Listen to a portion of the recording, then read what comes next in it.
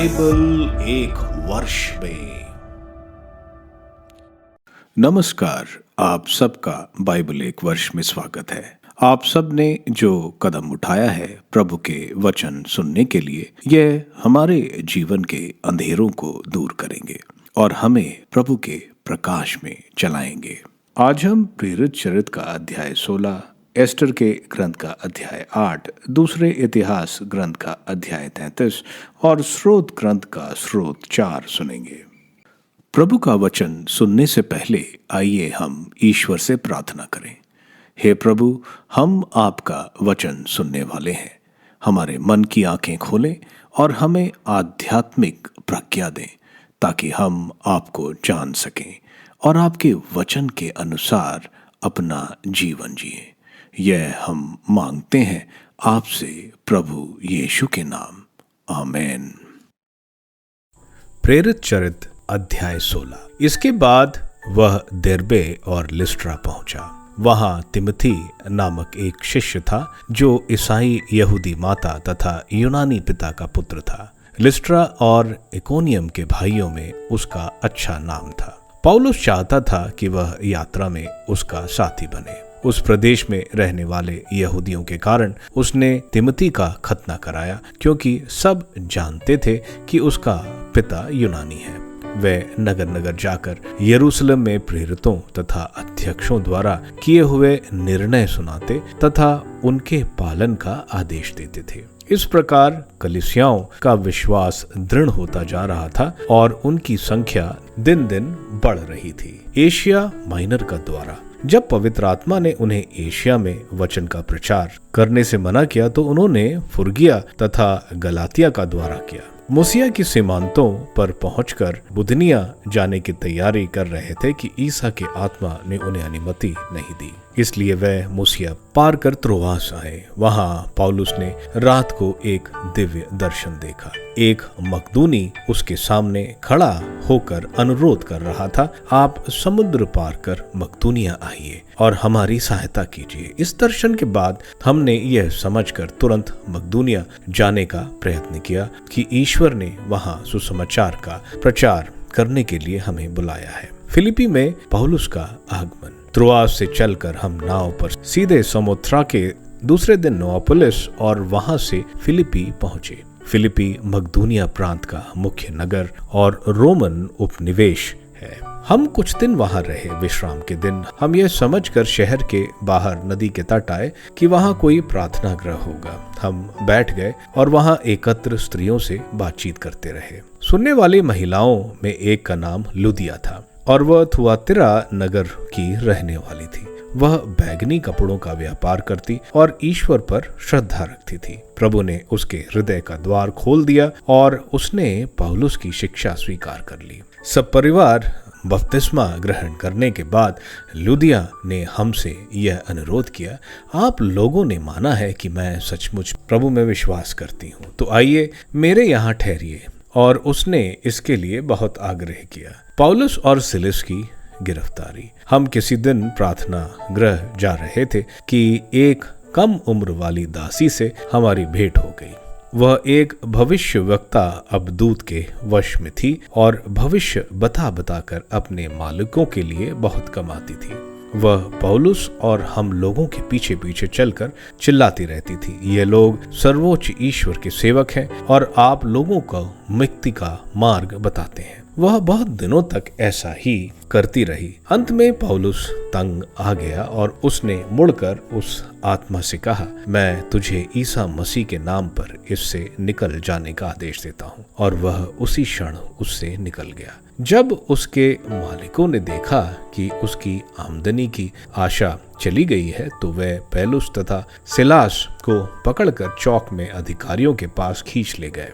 उन्होंने पौलुस और सिलास को न्यायकर्ताओं के सामने पेश किया और कहा, यह व्यक्ति हमारे शहर में बड़ी अशांति फैलाते हैं। ये यहूदी हैं और ऐसी प्रथाओं का प्रचार करते हैं जिन्हें अपनाना या जिन पर चलना हम रोमियों के लिए उचित नहीं है। उनके विरोध में भीड़ भी एकत्र हो गई। तब न्यायकर्ताओं ने कपड़े उतार कर उन्हें कोड़े लगाने का आदेश दिया। उन्होंने पौलुस और सिलास को खूब पिटवाया और कारापाल को बड़ी सावधानी से अपनी रखवाली करने का आदेश देकर उन्हें बंदी गृह में डलवा दिया। कारापाल ने ऐसा आदेश पाकर उन्हें भीतर बंदी गृह में रखा और उनके पैर काठ में जकड़ दिए। पौलुस और सिलास की मुक्ति।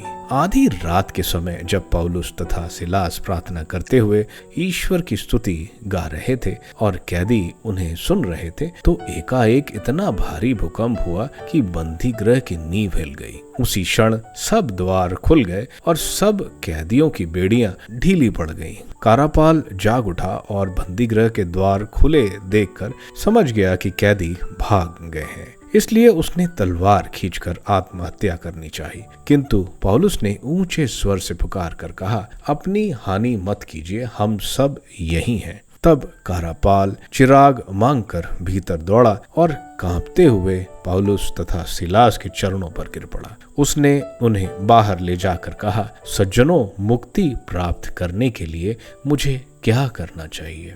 उन्होंने उत्तर दिया, आप प्रभु ईसा में विश्वास कीजिए तो आपकी और आपके परिवार की मुक्ति प्राप्त होगी। इसके बाद उन्होंने कारापाल और उसके सब घर वालों को ईश्वर का वचन सुनाया। उसने रात को उसी घड़ी उन्हें ले जाकर उन्हें उनके घाव धोए।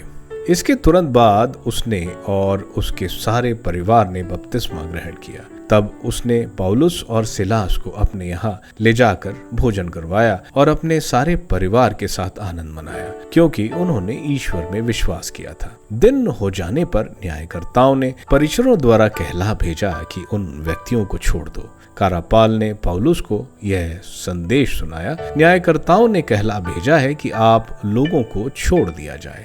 अब आप बाहर आकर कुशल पूर्वक बाहर जा सकते हैं। किंतु पौलुस ने परिचारों से कहा, हम रोमी नागरिक हैं। फिर भी हम पर लगाए हुए अभियोग की जांच किए बिना उन्होंने हमें सबके सामने कोड़े लगवाकर बंदी गृह में डाल दिया और अब वे हमें चुपके से निकाल रहे हैं। ऐसा नहीं होगा, वे खुद आकर हमें बाहर ले जाएंगे। परिचारों ने न्यायकर्ताओं को ये बातें सुनाई। न्यायकर्ता यह सुनकर डर गए कि पौलुस और सिलास रोमन नागरिक हैं। उन्होंने आकर क्षमा मांगी और उन्हें बंदी गृह से बाहर ले जाकर अनुरोध किया कि वह शहर छोड़कर चले जाएं। पौलुस और सिलास बंदी गृह से निकलकर लुदिया के यहाँ गए। वे भाइयों से मिले और उन्हें सांत्वना देने के बाद वहां से चल पड़े। एस्टर का ग्रंथ अध्याय 8। यहूदियों की प्राण रक्षा का आदेश। राजा अर्थजर्सस ने उसी दिन यहूदियों के विरोधी हामान की जागीर रानी एस्टर को भेंट कर दी। अब मुर्दकाय राजा के यहाँ आ गया, क्योंकि एस्टर ने बताया था कि उसका उससे क्या संबंध है। राजा ने मुहर वाली वह अंगूठी मुर्दकाय को दी, जिससे उसने हामान से उतरवा लिया था। एस्टर ने मुर्दकाय को हामान की जागीर का प्रबंधक नियुक्त किया। एस्टर ने रोते हुए राजा के चरणों पर गिरकर उससे प्रार्थना की कि यहूदियों के विरुद्ध आगागी हामान का दुष्ट षड्यंत्र रद्द कर दिया जाए। राजा ने सोने का राजदंड एस्टर की ओर बढ़ा दिया। एस्टर उठी और राजा के सामने खड़ी होकर उसने कहा, यदि राजा उचित समझे, यदि मुझे उनकी कृपा दृष्टि प्राप्त हो, यदि मेरी प्रार्थना उनको अप्रिय ना लगे और वह मुझ पर प्रसन्न हो, तो एक राजाज्ञा निकाली जाए, जिसके द्वारा अगागी हामान के वे पत्र रद्द कर दिए जाए, जिनमें राजा के सब प्रदेशों में यहूदियों का विनाश करने का आदेश है। कारण मैं अपनी जाति पर पड़ने वाली विपत्ति कैसे देख सकती हूँ? मैं अपने संबंधियों का सर्वनाश कैसे सहन कर पाऊंगी? इस पर राजा अर्थजर्सस ने रानी एस्टर और यहूदी मुर्दकाय से कहा, देखो, मैंने एस्टर को हामान की जागीर दे दी और उसे फांसी पर लटकाने का आदेश दिया, क्योंकि वह यहूदियों का विनाश करना चाहता था। अब तुम राजा के नाम से यहूदियों के विषय में वह लिख दो जो तुम ठीक समझती हो और उस पर राजकीय मुद्रा अंकित कर दो, क्योंकि जो राजाज्ञा राजा के नाम से लिखी गई हो और जिस पर राज मुद्रा अंकित हो, वह रद्द नहीं की जा सकती। इसलिए शिवान नामक तीसरे महीने के 13वें दिन राजा के सचिव बुलाए गए और उन्होंने मुर्दकाय की आज्ञा के अनुसार पत्र लिखे। वे यहूदियों, क्षत्रपों, राज्यपालों को भारतवर्ष की सीमा से लेकर इथियोपिया की सीमा तक के प्रदेशों के 137 शासकों को प्रत्येक प्रदेश की लिपि तथा प्रत्येक राष्ट्र की भाषा में और यहूदियों को भी उनकी लिपि और उनकी भाषा में लिखे गए। वे राजा अर्तजेर्सस के नाम से लिखे गए, उन पर राज मुद्रा अंकित की गई और वह पत्र राजकीय अश्वशाला के गुत्रगामी घोड़ों पर सवार हरकारों द्वारा भेजे गए। इनके द्वारा राजा ने हर नगर में रहने वाले यहूदियों को संगठित होकर सुरक्षा दल बनाने, अपने सब शत्रुओं का उनकी पत्नियों और बच्चों के साथ वध और विनाश करने और उनका धन माल लूटने की अनुमति दी थी। सभी प्रांतों में प्रतिशोध का एक ही दिन अर्थात अदार नामक 12वें महीने का 13वां दिन निश्चित किया गया। यहूदियों को उस पत्र द्वारा अनुमति दी गई थी कि वे आदार नामक 12वें महीने के 13वें दिन अर्तजेर्सस के समस्त राज्य के प्रत्येक नगर में विधि के अनुसार उसी एक दिन अपने विरोधियों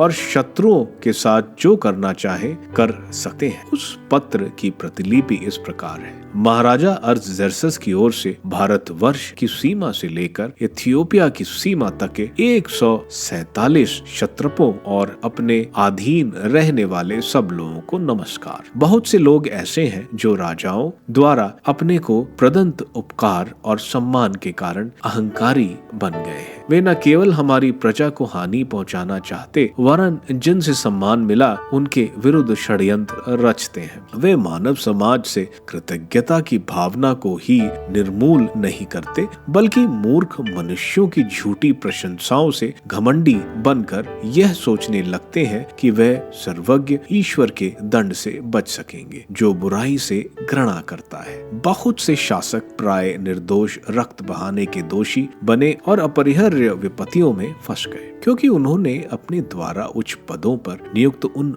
मित्रों का परामर्श सुना जो अपनी दुष्ट और कपटपूर्ण बातों द्वारा उपकारी शासकों को धोखा देते हैं। इसका प्रमाण न केवल प्राचीन इतिहास में मिलता है बल्कि अयोग्य और दुष्ट प्रशासकों द्वारा हमारे बीच किए गए कुकर्मों पर विचार करने से भी। इसलिए हमें भविष्य में सब प्रांतों में शांति बनाए रखने का प्रयास करना चाहिए। यदि परिवर्तित परिस्थितियों के आधार पर हम नए आदेश देंगे तो हम सदा उचित विचार करने के बाद ही निर्णय करेंगे। हम दाता का पुत्र मकदूनी हमान फारस वंशी नहीं था और हमारे उदार स्वभाव के नितांत विपरीत था, फिर भी हमने अतिथि के रूप में उसका स्वागत किया। हम प्रत्येक जाति के प्रति जो सद्भाव दिखाते हैं, हमान को उसका इतना अनुभव हुआ कि वह सार्वजनिक तौर पर हमारा पिता कहलाता था। सब लोग उसे प्रणाम करते थे और उसका स्थान राजा के बाद दूसरा था। वह इतना अहंकारी बन गया था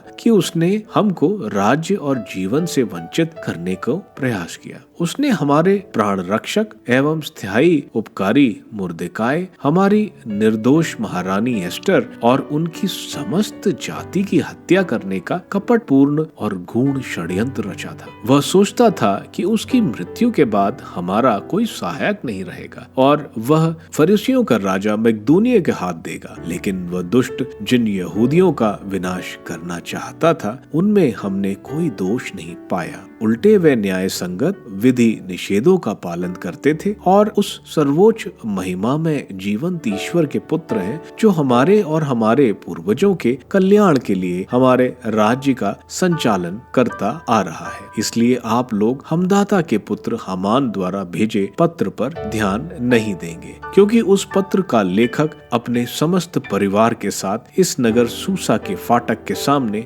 फांसी पर लटका दिया गया है। इस प्रकार विश्व के विधाता ईश्वर ने उसे तुरंत यथा योग्य दंड दिया। जो राजाज्ञा हम अब भेज रहे हैं, आप उसकी प्रतिलिपि सब नगरों में घोषित करें और यहूदियों को उनके अपने विधि निषेधों के अनुसार जीवन बिताने की अनुमति प्रदान करें। आप लोग उनकी सहायता करें, जिससे वह अपने विनाश के दिन अर्थात आदार नामक 12वें महीने के 10वें दिन अपने आक्रमणों से अपनी रक्षा कर सके। क्योंकि सर्वशक्तिमान ईश्वर ने अपनी चुनी हुई प्रजा के विनाश का दिन आनंद के दिन में परिवर्तित कर दिया है। इसलिए आप अपने महान उत्सवों में इस दिन को विशेष स्थान देकर इसे उल्लास के साथ मनाएं, जिससे यह आज और भविष्य में हमारे और राजभक्त फरीसियों के लिए कल्याण का दिन हो और हमारे विरुद्ध षड्यंत्र रचने वालों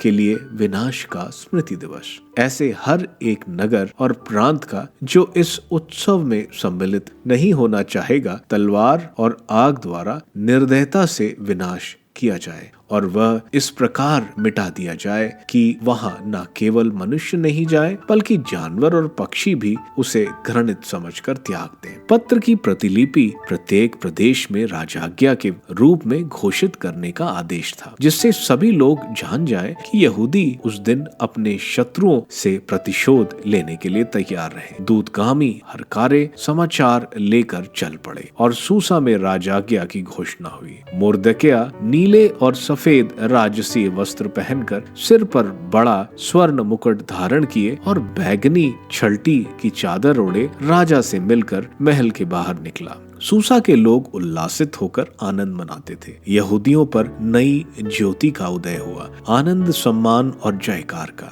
सब जातियां, नगरों और प्रांतों में जहां भी राजा का आदेश पहुंचा, वहां यहूदियों को उल्लास था। भोजों का प्रबंध किया गया और उत्सव मनाए गए। यहाँ तक कि अन्य जातियों और धर्मों के लोग यहूदी धर्म स्वीकार कर उनके समारोह में सम्मिलित हो गए, क्योंकि सब पर यहूदियों का आतंक छा गया।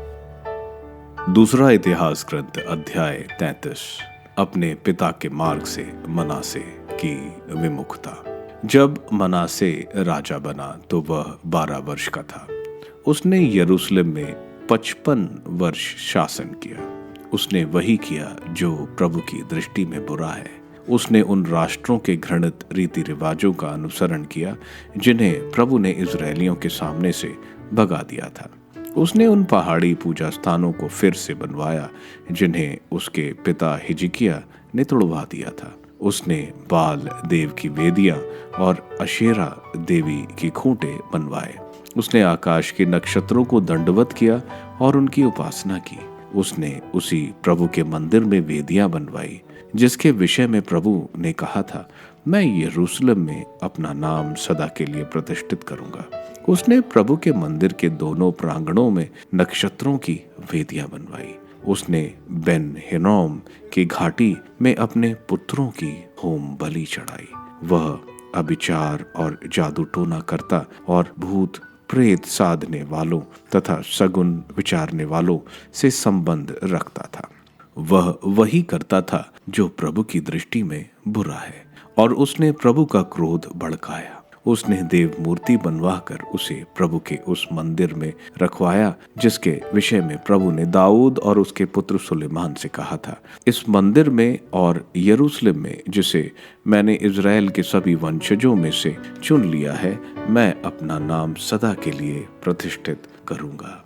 यदि वे लोग मूसा द्वारा अपने को प्रदत्त पूरी संहिता, आदेशों और नियमों का पालन करते रहेंगे तो मैं इजरायलियों को उस देश से निर्वासित नहीं करूंगा जिसे मैंने उनके पूर्वजों को दिया है। मनासे ने यहूदा और यरूशलेम के निवासियों को बहकाया जिससे उन्होंने उन राष्ट्रों से भी अधिक कुकर्म किए जिन्हें प्रभु ने इजरायलियों के सामने से भगा दिया था। प्रभु ने मनासे और उसकी प्रजा को चेतावनी दी, किंतु उन्होंने इस पर ध्यान नहीं दिया। मनासे का हृदय परिवर्तन। प्रभु ने असूर के राजा के सेनापतियों को उनके विरुद्ध भेजा।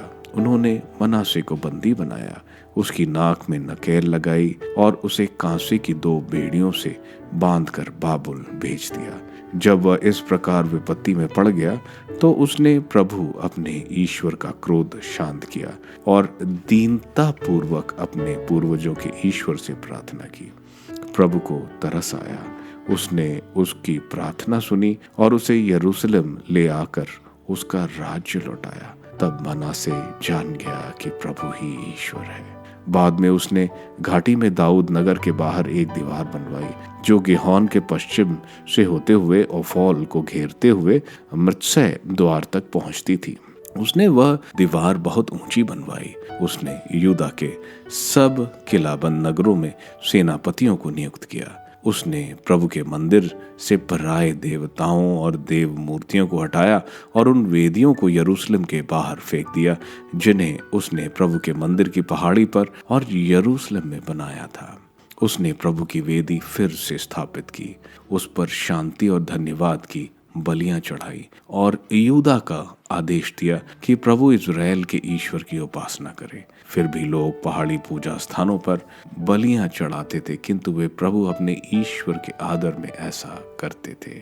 मनासे का शेष इतिहास अपने ईश्वर से उसकी प्रार्थना और दृष्टाओं के वे शब्द जो उसे प्रभु इज़राइल के ईश्वर के नाम पर संबोधित करते थे, इज़राइल के राजाओं के इतिहास ग्रंथों में वर्णित है। उसकी प्रार्थना और उस पर प्रभु की दया, उसका पाप और विश्वासघात और वे स्थान जहां उसने अपने हृदय परिवर्तन से पहले पहाड़ी पूजा स्थान बनवाए और अशोरा देवी के खूंटे और देव मूर्तियां स्थापित की, यह सब होजाई के इतिहास में लिखा है।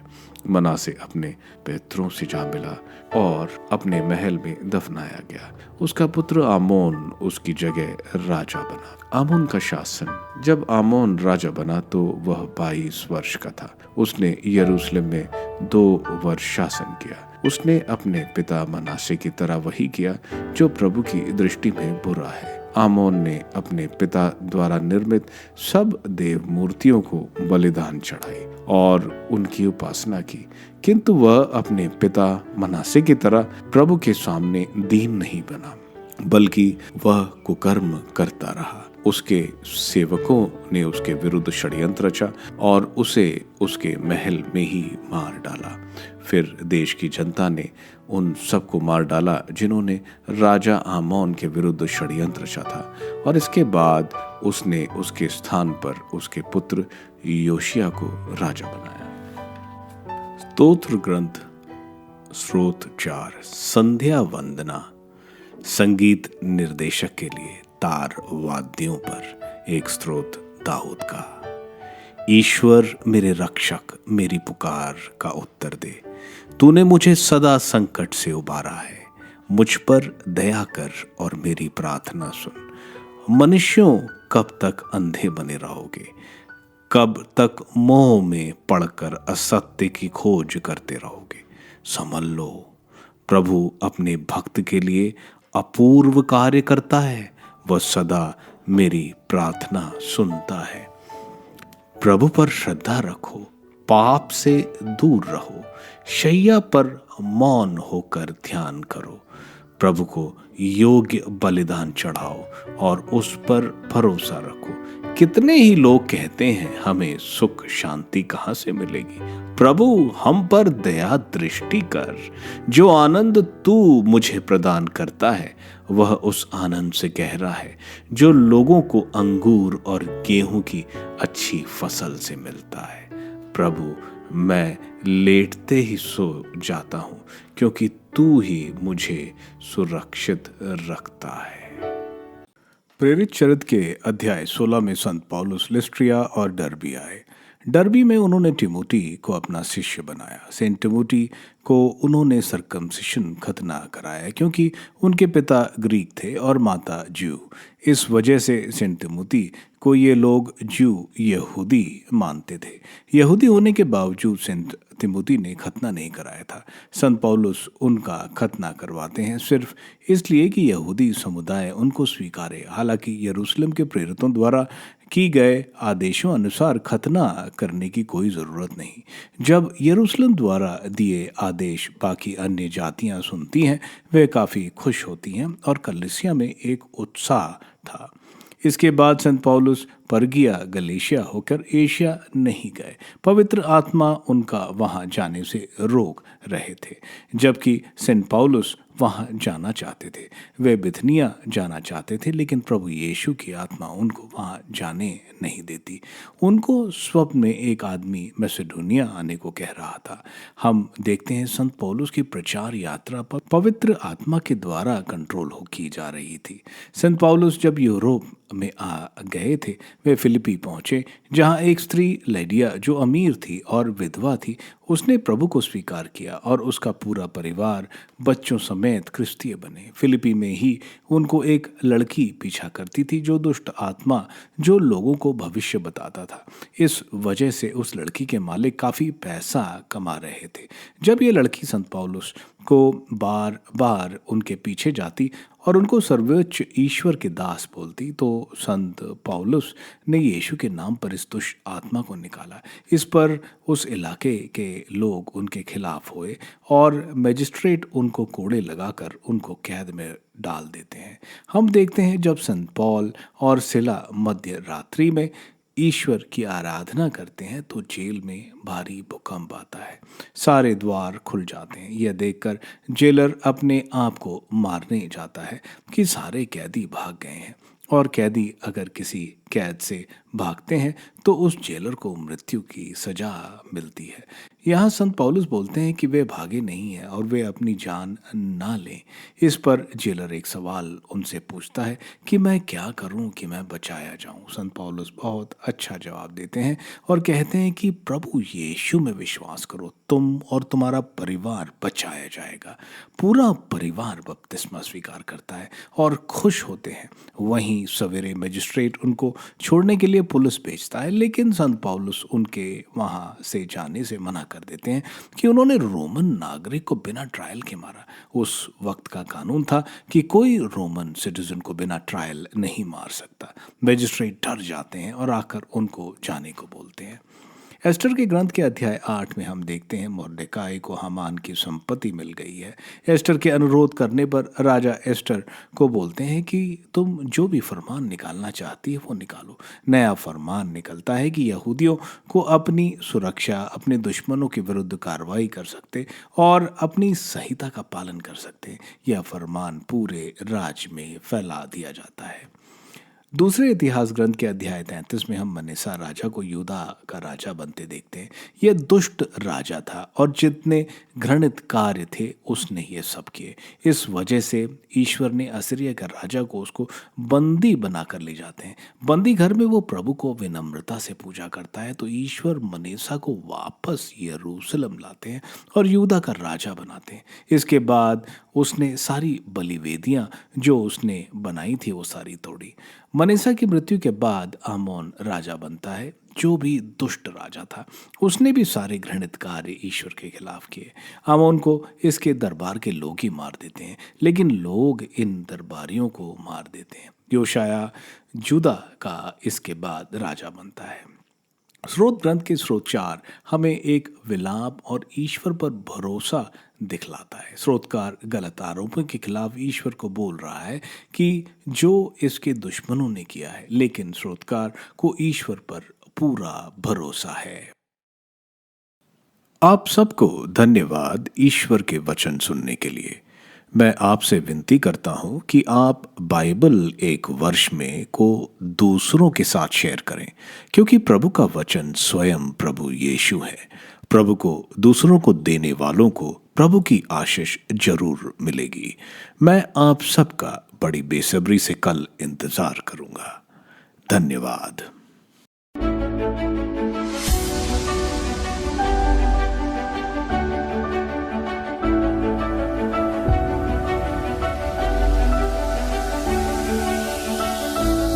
बाइबल एक वर्ष में